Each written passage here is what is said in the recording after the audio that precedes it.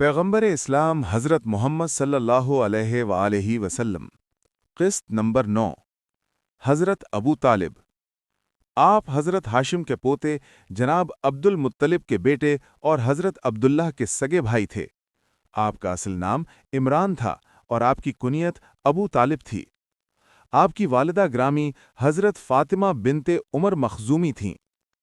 شمس العلماء مولوی نذیر احمد لکھتے ہیں کہ آپ عبد المطلب کی اولاد میں سے سب سے زیادہ باوقار اور عقل مند تھے۔ حضرت عبد المطلب کے بعد پیغمبر اسلام کی پرورش آپ نے کی اور تاحیات ان کی حفاظت اور حمایت جاری رکھی۔ مولوی شبلی لکھتے ہیں کہ ابو طالب کا طریقہ یہ رہا کہ حضرت صلی اللہ علیہ وآلہ وسلم کو ہمیشہ اپنے ساتھ سلاتے، کبھی بھی اکیلے نہیں چھوڑتے تھے، جہاں بھی جاتے اپنے ساتھ لے کر جاتے۔ آپ نے حضرت صلی اللہ علیہ وآلہ وسلم کی کفار قریش اور یہود و نصرار سے حفاظت کی اور انہیں کوئی بھی اذر نہیں پہنچنے دیا۔ مورخ ابن اسیر لکھتے ہیں کہ سفر شام کے موقع پر ایک بزرگ راہب کی نظر حضرت صلی اللہ علیہ وآلہ وسلم پر پڑی۔ اس نے آپ صلی اللہ علیہ وآلہ وسلم میں بزرگی کی علامات دیکھیں تو حضرت ابو طالب سے کہا کہ فوراً اس کو یہاں سے واپس اپنے وطن لے جاؤ، ورنہ یہود ان کو قتل کر دیں گے۔ جناب ابو طالب نے فوراً اپنا سامان تجارت فروخت کر کے واپسی کی راہ لی۔ جناب ابو طالب کے کہنے پر حضرت صلی اللہ علیہ وآلہ وسلم حضرت ختیجہ کا مال تجارت فروخت کرنے ملک شام جایا کرتے تھے۔ چند ہی دنوں میں حضرت ختیجہ نے نکاح کی خواہش ظاہر کی اور نسبت ٹھہر گئی۔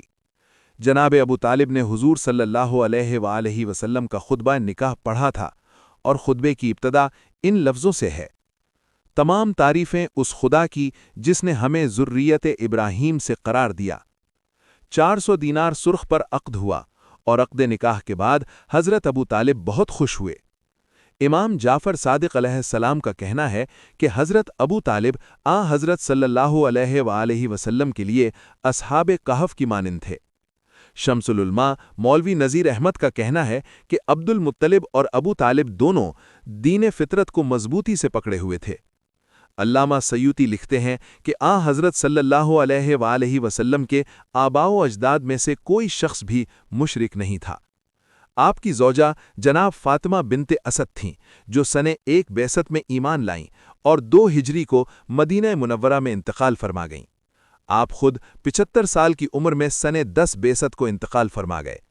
آپ کے انتقال کے سال کو حضرت صلی اللہ علیہ وآلہ وسلم نے عام حزن سے موسوم کیا۔